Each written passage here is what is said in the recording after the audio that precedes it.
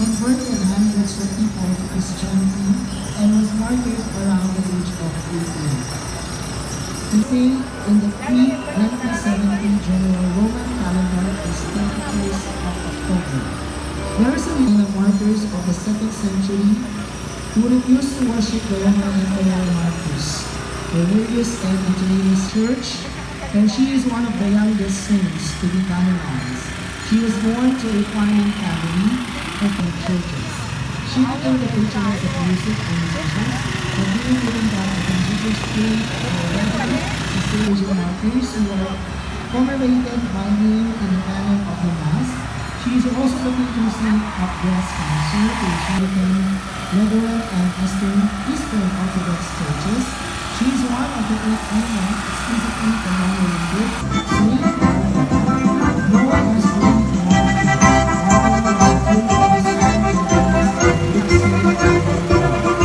venerated as saint in the Catholic Church, Oriental Orthodox Church, as well as the Anglican Communion,